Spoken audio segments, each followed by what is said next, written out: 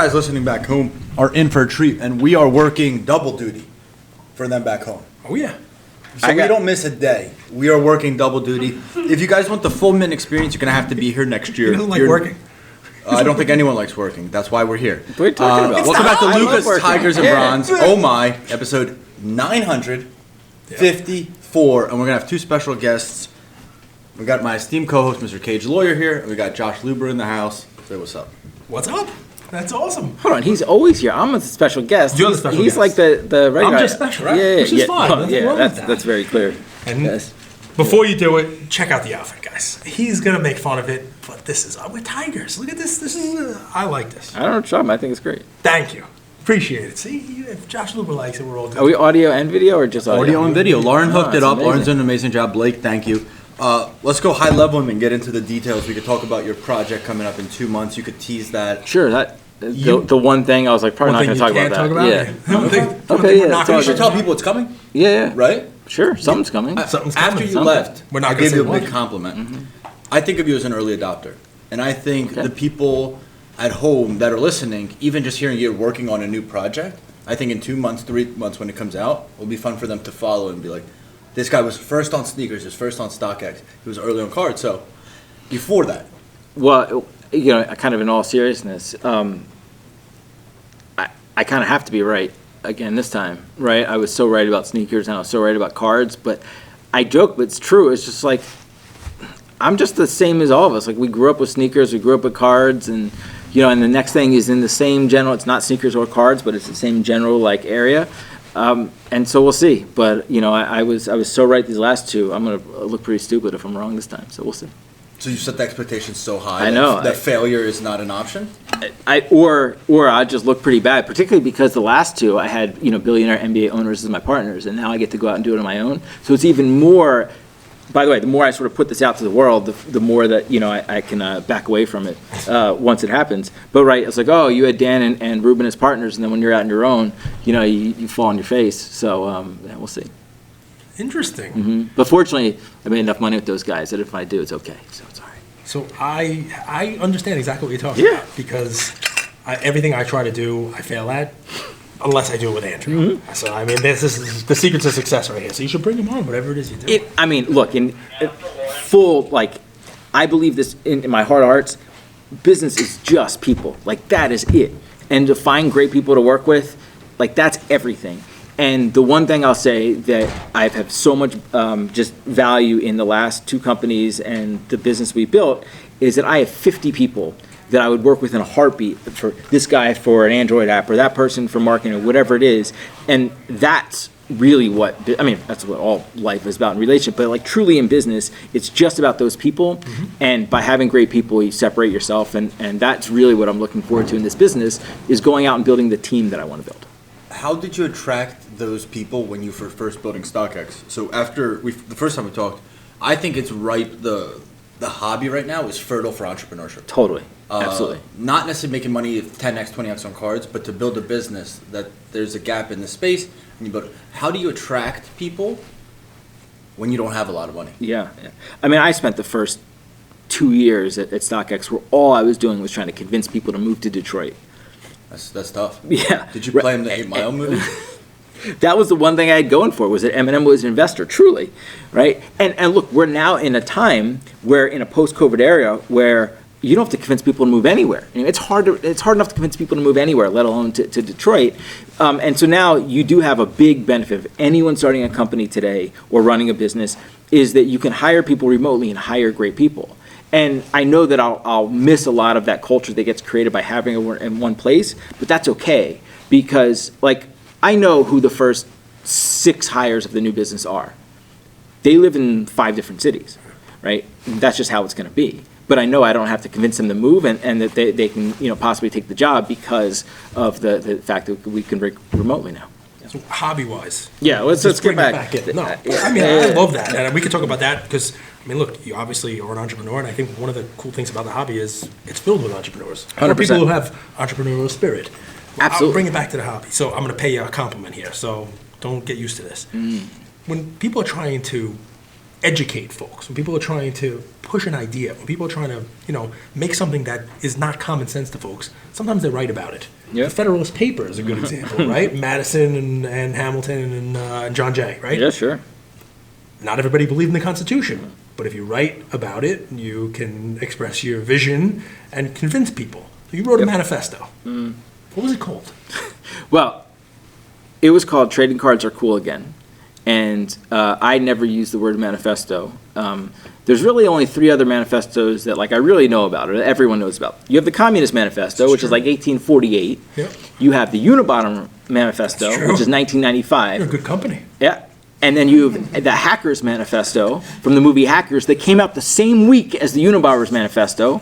I think there's something there. So I'm happy to be the 4th manifesto in there, but I will say we called it Trading Cards Are Cool Again because I think that trading cards have always been cool to us, but it's becoming more relevant. Trading cards are becoming more relevant in culture, and the underlying sort of big idea in there, one of them is that the hobby will really break through mainstream when it becomes part of just mainstream culture, right? That it's cool to everybody. And I think we're getting there. And so that was the idea is we're not really there yet in terms of trading cards being cool again, but we will there. But think about 1990, trading cards were cool, everywhere, right? And granted, it's a much different time. There's no internet, and so we didn't have that culture that permeated through everything the way it did. But trading cards were cool in the world in 1990. And today, there's there's a lot of other cool things as well. But anyway. How long ago did you write it? It was 18 months. It was November of 21. So one thing that makes you believe that we're going in the right direction after 18 months, and one thing you think that is going in the wrong direction about the hobby. Well, the right direction, I would say, and this is one of the main points that we spoke about during the panel, is that there are many businesses in the hobby, and to your point, in terms of entrepreneurs and the opportunity to create more businesses. And as those businesses are building up their infrastructure and their systems and processes, it enables more growth in the hobby. So Dan Fleischman gave a really good example. We're in Las Vegas right now. He's opening up his 9th store at Mandalay Bay this weekend. He opened up the first 2, and then he didn't open up another store, I think he said for 12, 15, 18 months, and then he opened up 5 stores within 4 months or something like that, right? You can't have exponential growth and real true growth in the hobby until those companies get their backyards in order and build those processes and systems and have the teams that do that. So we're starting to get that. We're not there yet. In terms of going in the wrong direction, I think that we still have way too much fragmentation around marketplaces, which is to say that, right, there's so many places that you can buy cards. And why that's bad is that cards are fundamentally commodities. They have true market prices. Most of them are not one-on-ones.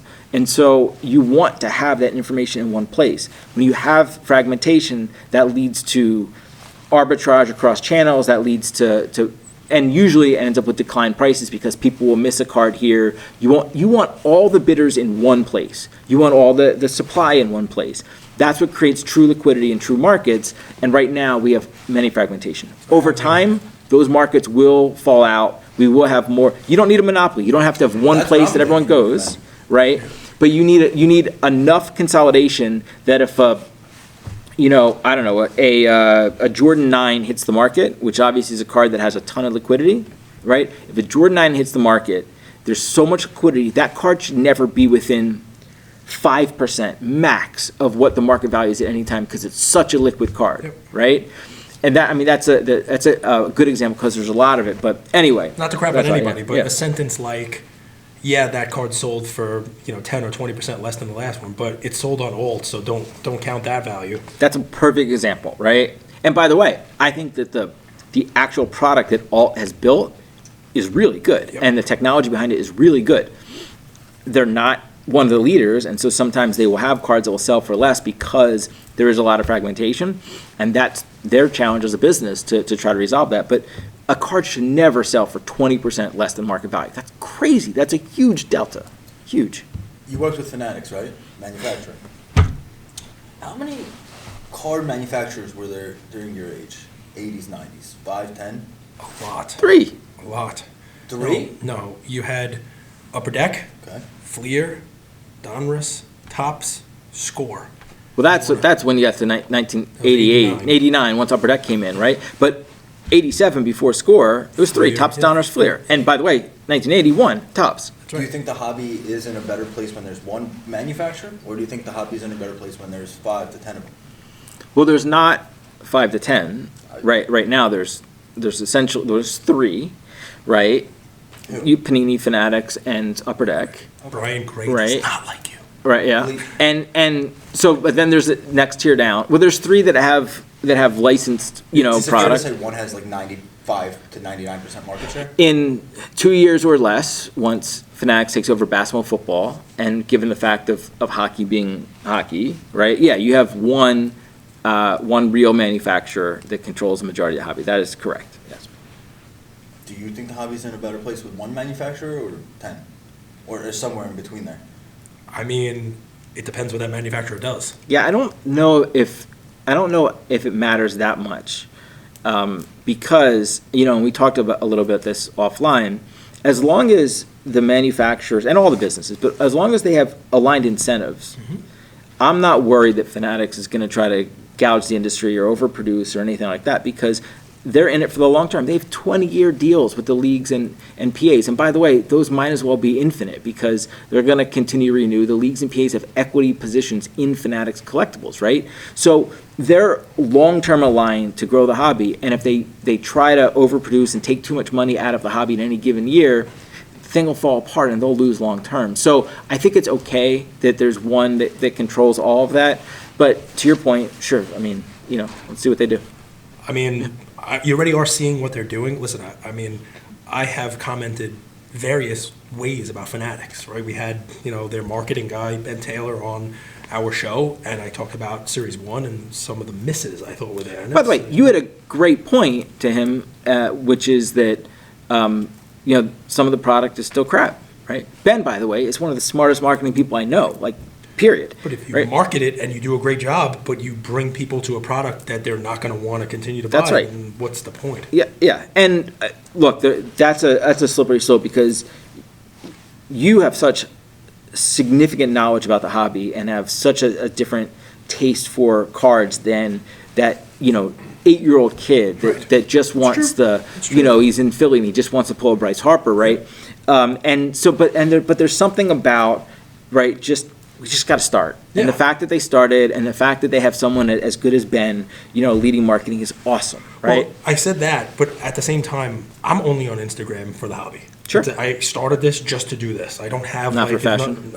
Yeah, that was my shirt. No, but so I know that surprises people, but yes, I'm old. Instagram, I didn't have it before doing cards. I just didn't. But here's the thing. They didn't have Instagram when you were I watched. before you did it, cards. no, Yeah. no, You're old. I've been Yeah. on eBay since 1998. Are you older than me? I'm 45. How old are you? I got you by a year. All right, yeah. But think about this for a second. Today I opened up Instagram and it's all hobby. My Yep. Instagram is all hobby, and I saw the commissioner of baseball talking about baseball cards. That's a good video they did.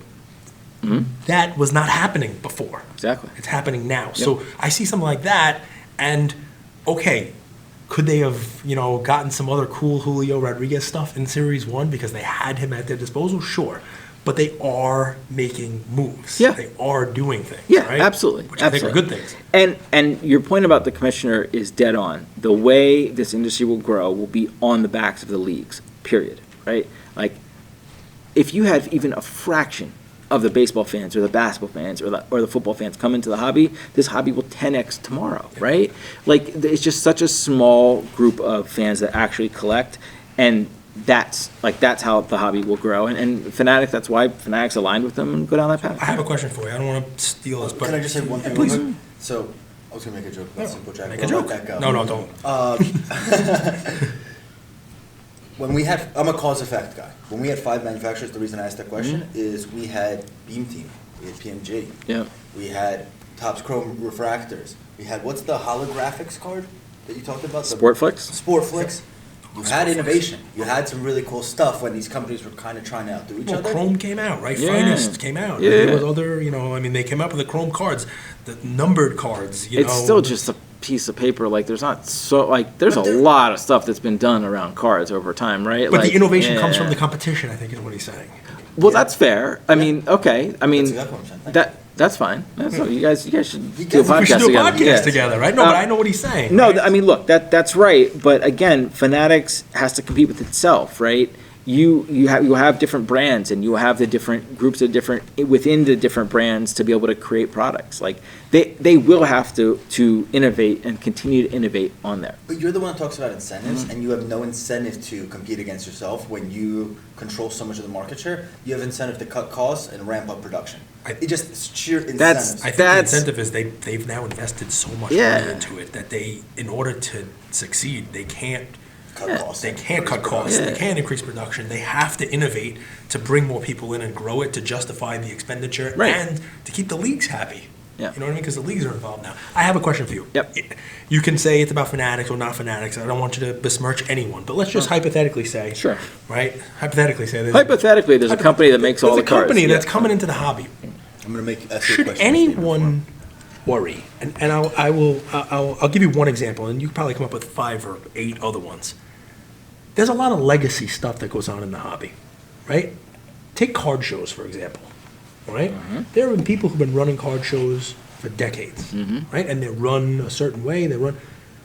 I've seen this hypothetical company, hypothetically, go to card shows recently. And should the people who run card shows be worried that this hypothetical brand may just start doing their own shows and just kind of push them to the side? Are we still asking that same question about hobby shops? Yeah. Really? I mean, that was, by the way, that was the first thing that everybody said, right? So I When talked to a Fags hobby said- shop owner local to me yesterday on the couch in the founders dinner, and he said, I used to get 20, 30 cases of Tops. I used to have for everybody. I used to get it straight from Tops, and now I can't. I get one because Tops is now selling it directly to the consumer. And he's no longer going to be at the Hofstra show because he's not making as much money as he made. And he wanted to have an audience with Tops to say, I understand what you have to do. And listen, I saw what he was saying. I also said it's not the worst thing in the world to cut a middleman out Yeah. because Fanatics is supposed to also be looking out for the consumer. And I don't think it's a bad thing for you to be able to go online and buy a box of Tops yourself. But yeah, the hobby shops were worried. This is now a hobby shop that's not making the money that they did. So Yeah. Well, look, any individual business is going to have their own challenges, and I don't know who this is, and I don't know where they stand in the pecking order of their own business, but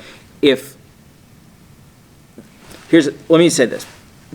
The leaders at Fanatics understand the importance of the consumer touch, of being closer. They understand the importance of hobby shops. They understand the importance of shows. And we've seen the biggest change we've seen in the industry, for sure, was distributors, right? And there's a lot of distributors that don't get the product they used to get anymore, right? Distributors were true middlemen, right? They are not the people on the front lines in touching the customers. But listen, any business is truly, their value is in focus. The value is in being great at one thing. You can't go do everything. You need partners to be able to go and do that. And, look, will Fanatics create card shows? I don't know. Could they? Sure. I mean, theoretically, they could do whatever they want. Could Nike have built StockX? Sure. But, that's not where their focus is, right? I think, we're sitting here at Mint, right?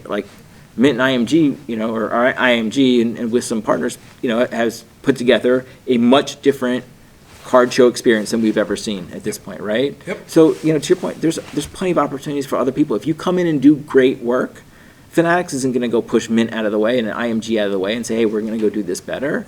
Or are they going to go push, the guy, in, I don't know, middle of nowhere whose hobby shop is literally just 12 tables and his buddies there? Sure, that might go Right. away. I'm not talking about the Right. local guys, but here, I You saw him at the Philly show. Yeah. Well, he lives in Philly. Yes. So that's Lives in all Chicago, thing. too. Yeah, right. Right. But by the way, did you see his Instagram? Did you see why he was there? He was taking the new CMO, the new head of, Yeah. right? So- He was taking new leadership around to educate them about the hobby. Right? So I guess my take on it is this, and I did I don't know if you saw it, but it was sort of like an open letter to Fanatics about collectors and about the base. What I would say is, my hope is that Fanatics doesn't just come in as the big pot bully or a poker player, right? Because they can, Yeah. right? They can. I think that there is value, and please tell me if I'm wrong, right? These are my typical questions, Yeah, statements, no, that's right. and then you could tell me what I said wrong. So I think there's tremendous value in taking care of the legacy people in the hobby, the 100%. foundation of the hobby, right? 100%. And I think Fanatics can go one of two ways. They can go to a local show, like the one, let's say a little bigger than what you're talking about, and say, we're just going to do it better, or they can do it with that person. Yeah. Right? And I think that that's important, right? Because you wrote a manifesto, you came into the hobby, you said, it's getting cool again, it's going to be cool, let's make it cool. Fanatics spent a lot of money getting into the hobby because of the people who built the hobby up to a place where they wanted to be in it. Yeah, yeah. Right? So, I mean, I hope that they are mindful of that. Well, I'll go back to one of the first things I started before we started talking about the hobby, right? Business is just people.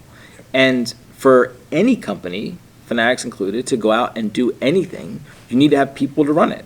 And where are you gonna get that? You gotta have people that have some expertise or are great at what they do. So if you today are somebody that runs a card show, any card show, and you're great at what you do, you've gotta be in the selection set for somebody that might be hired by a company that wants to do card shows, right? I mean, it's just like the nature of it. Same thing, like what did Dan do? Dan Fleischman, he went out and he partnered with people that already had card shops in other cities and said, hey, I can bring you capital, I can bring you customers, I can bring you breaking, but he needed the operator and the people that knew the people on the ground and stuff like that. Like that, that is a very typical way to grow. Remember you went to the Philly show? Yep. And you came back, you said Maxie was smiling the whole time. Yeah, it's But awesome. the big competitive advantage, I want to hear your thoughts on this, is Michael Rubin's relationship with the athletes. And remember, Yeah. you said He the was George kinda Niang. needling George Niang. It was He's like, pretty hey, funny. go and sign some He's like, autographs. go to work. Go look, Maxi sign and you go sign. It was pretty That's funny. a unique relationship Yeah. that I don't think this business has had, where like a manufacturer has truly had the respect of the athletes versus, oh, we have CeeDee Lamb on contract, but he's not signing, so we're gonna sue him. And right, that's carrot or the stick. Yeah. I think they have the carrot where athletes sort of want to do it. Is Yeah. that fair to say? Well, and forget it, let's even put Ruben aside, right? This just gets back to what I said earlier, which is the hobby will grow based on the back of the leagues, right? And the leagues are partners in this business, and this is it's always been the league's business. It's just what the economics behind the scenes, were different. But you can't make basketball cards without the NBA, right? It's still the players on the front of that. And so, goes back to alignment. This goes back to people, et cetera. Yes, I mean, Ruben owned a team, but he also owns Fanatics, and Fanatics is partners with the leagues and has been partnered with the reason that we got the licenses was not me, right? I was there with them and we went outside that, but it was his relationships with the leagues and Fanatics over 20 years of doing that, So, yeah. yeah, and they just now they're doing jerseys for the NHL. It's only a matter of time. Listen, Yeah. my take on it is they have it's funny, I said the wrong thing because Andrew's a workout guy. I'm not. I know you can't tell. Thank you. But I said Fanatics. It's a waste of time. They should be building businesses. They have to bench Working press out's a a lot waste because of they time. have so much weight on their shoulders. And he made fun of me. He's like, bench press isn't a shoulder exercise, you idiot. You get the point. I'm not trying pretty to sure it is. crap on them. They have a lot that they have to weigh. Yeah. You know what I mean? And look, and that's why, go back, take your own medicine here. That's why they can only do so much with Top Series 1 this year, right? That's right. You had your points were right, but it's also hey man, let's see what Top Series 1 looks like in 2 years, right? Where they've had a couple cycles to do that and create cards and So here's what I would say. Marketing be damned. I'm not in Fanatics and I'm not a billionaire, but I said this to our crew here when they were asking questions before. I said, you had Julio dressed as Bob Ross painting. Mm-hmm. You couldn't stick a redemption card in there for the painting he made? Now that would have been cool and it would have been an easy lift and it would have been something different. Well, two things. One, how do you know they didn't? Maybe it Because shows. Jeff Wilson would have pulled it already. But maybe it shows up in next year's whatever, right? Possibly. Who knows, right? If it does, I'm Yeah. going to the videotape Recall. and I'm charging for That's this. the best thing about the podcast people don't realize is everything's on record. Yeah. Good ideas are on record. Yeah, and I will say, and this is more of a general comment, because I've run different businesses and worked, and people come up with ideas all the time, and people still will email me ideas about StockX, and I'm like, yo, I left 3 years ago. But sometimes they're good ideas, sometimes they're not. But I promise you that 99.99% of the time, it's not an idea we haven't thought of. right? Like you have two ideas, and I get that you're in the hobby, but these people live these businesses. They think about 24/7. That's it's all they do, right? So like the number of ideas, but you can only execute so many. People of can these be in mad at me so for many- this, but I've spent a lot of time in hobbies and summits. I think you overestimate the intellect of many people in the hobby. Can I? Sorry, everyone, but I have to be honest. I don't lie. It's my point is about the people that that is your life, is that if you live that business, whatever it is. And I get there's a little bit of a difference in that collectors are business people, and there's just the nature of cards and going down that path. But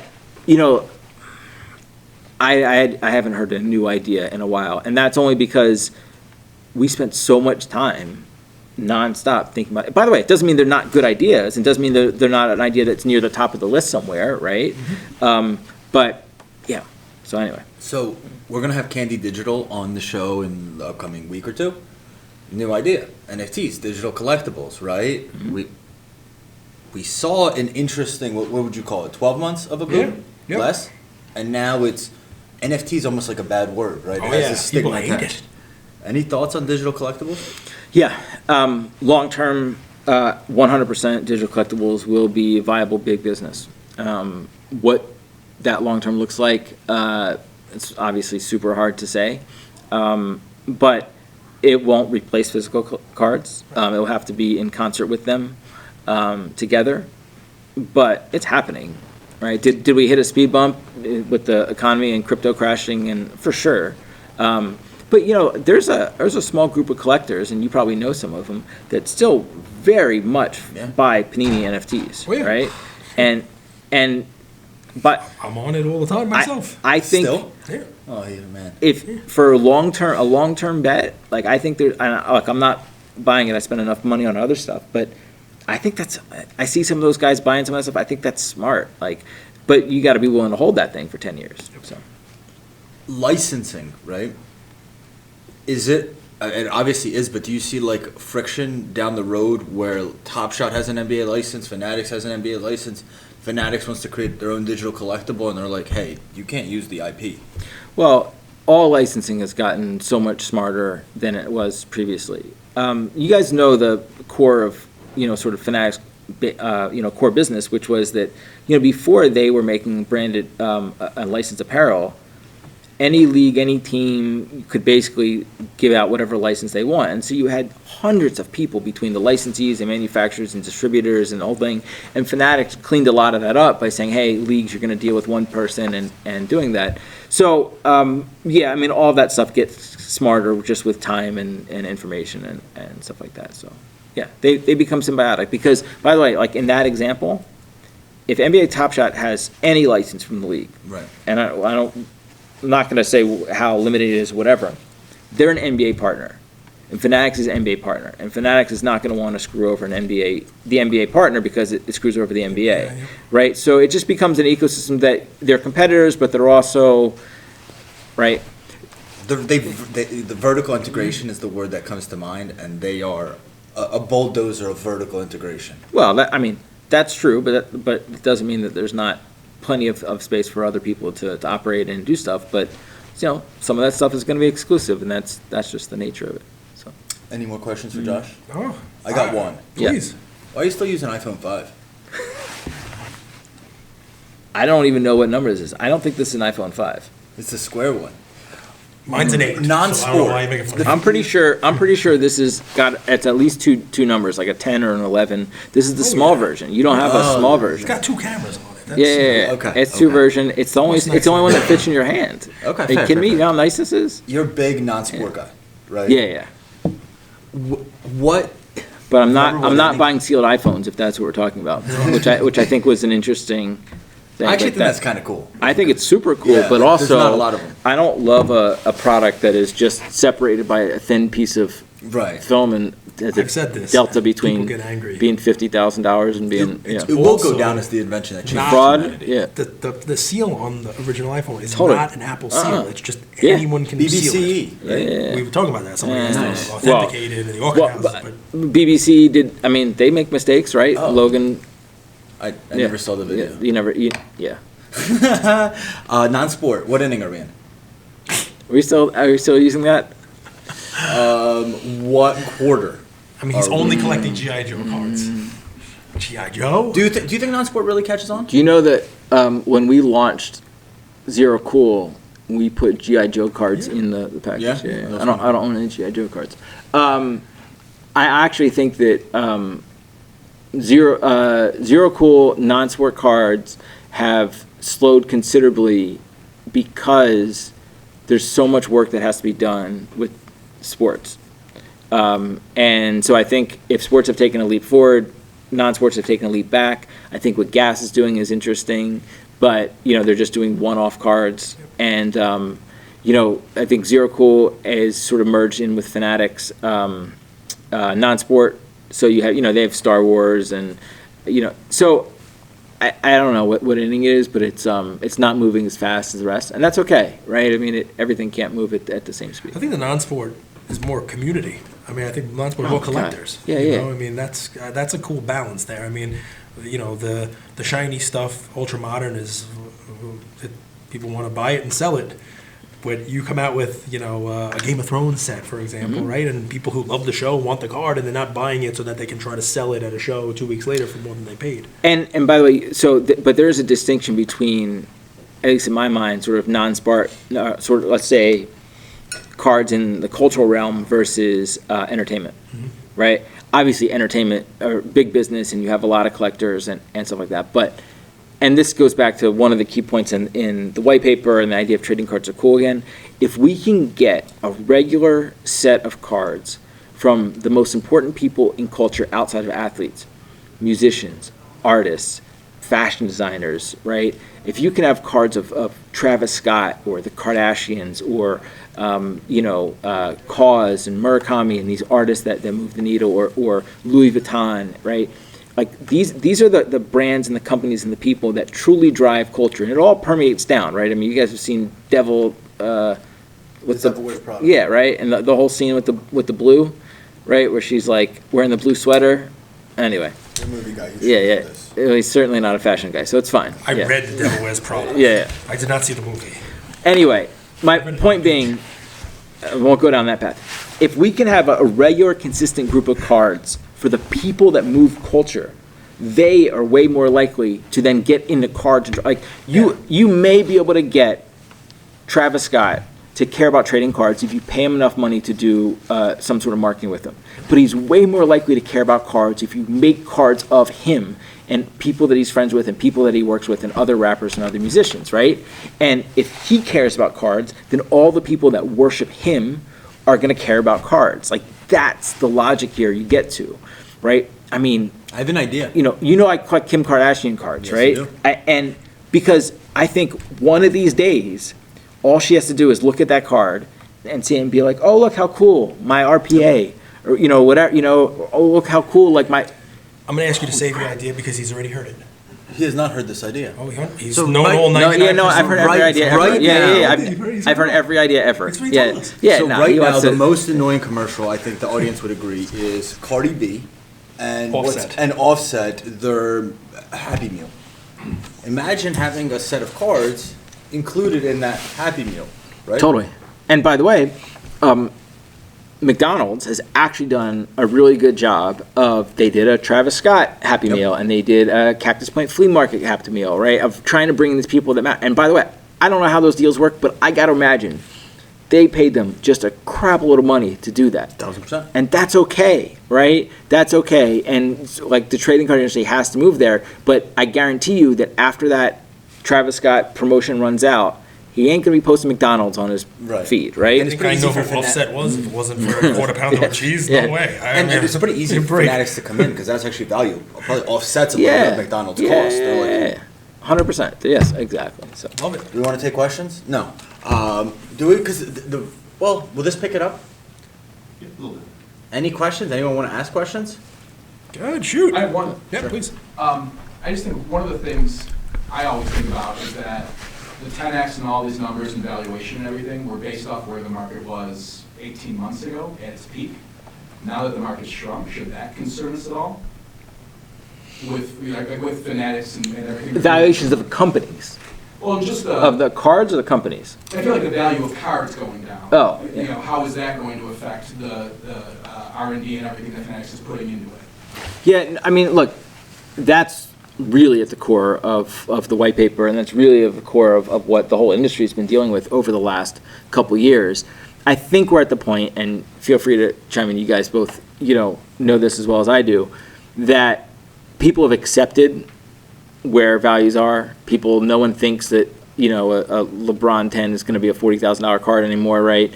Hey, this is like the 7 stages of grief, right? Like, you have to go through that. Talk about that all the time. But I think we're at the point where people sort of accept it, and so now you can just start building from here. And some people take big losses on that, yeah, and that's just the way it goes, but we are where we are, and now we can start building up from there. I think there's still a subset of people who think we can't go lower, and that worries me a little bit. Maybe. Because what I'm seeing is I'm more worried about the people that paid, whatever, $4,000 for a card that's worth $1,000 and have it, seen on eBay and be like, I'm never taking it down until it's worth $4,000 again. I mean, it's just like all that does is just create friction and noise and like. sitting on Yeah. unrealized losses. Yeah. And hoping. Yeah. But this gets to my other point around the fragmentation of selling platforms, right? The more liquidity we have in one place, the more everyone can agree that card is worth $1,000, and like you just look like an idiot if you have it sitting there for $4,000 and it never even shows up in the feed or whatever the marketplace is. So One more question while Yep. you bounce after this. You've seen all over Instagram now this Netflix, the Netflix show coming out about, I think, the Golden Rule? Golden Touch? Golden Touch. Golden Touch. Any thoughts? Andrew Golding. Oh, you dick. Do you have any thoughts on the Netflix series? Do you think it's going to have any impact? Do you think it's going to make the hobby look in a good light, bad light? So I've only seen the previews like everyone else has. I think that the more any promotion about the hobby is good. The fact that there's something about cards on Netflix is great. We all know Ken's a character, so it's great, so be it. And I think on the whole, it doesn't do the producers, it doesn't do the show any good to sort of have like a bad feeling and a bad taste about that. So, I'm sure they'll be honest. I'm sure people they'll show losses. They have to, if just the nature of when they've recorded it to now, and to his point around the decline in prices. But I do think in the whole, it's a good thing, and I'm looking forward to seeing it. I'll watch it. Yeah. So it's very interesting to me where a director kind of focuses the lens. Sure. And I'm curious if the lens is going to be focused on Ken, or Well, if the lens is focused on collectors. Did you see the preview? Yeah, ego, money, and greed was his Well, tagline. right. Look, Ken's gonna get his shine. Look, Hey, greed is he's in good front of the camera. Wall Did you Street. say Yeah. Ken's gonna get his shine? Yeah. Did you say that on purpose? That's funny. Yeah. He is gonna get his airtime, and he will have his quotes, but I thought the preview was actually very good in terms of showing a lot of product, a lot of people that were in there selling to Ken or watching it, and to understand the sort of inner workings of a business like that he runs. It's about the product. Like if you don't have that story, someone was holding up like a Jackie Robinson worn jersey. If you don't have that part of it, I don't think there's really a show in there. So yeah, Ken will have his part, but It's funny. It looked to me almost like what is it, like Born Stars, or like one of those Yeah. kind of shows where it's like behind the scenes. Totally. We got this cool thing in, and we Yep. think this is worth this, and I'm gonna get on a plane and I'm gonna fly here to source this thing. It's like a lot of behind the scenes stuff. I would imagine they skewed that way instead of we brought this in and told them it was gonna be $1 million, but it sold for 200,000. Like, Yeah. you don't think it? yeah, there'll be a couple of too much on those, but yeah, it's not a show to make people look bad. It's not a show to show how much money people are losing and stuff like that. And by the way, you guys are aware there's another documentary coming out. Well, there's a documentary coming out soon, and so I don't know the date or whenever, but so there's more content as well, coming out about the hobby, and that's great. Where's it going to live? Like, where's it going to air? I'm not sure. I'm not sure. I'm pretty sure that it's also been filmed over the same period of time, but they've interviewed a lot of people in the hobby. They interviewed me, and so the more content that comes out about the hobby, it's great. Yep. Awesome. Luca Nation, hope you guys enjoy it. Hope you guys in the audience enjoy it. A lot of you guys have been here for 2-3 hours.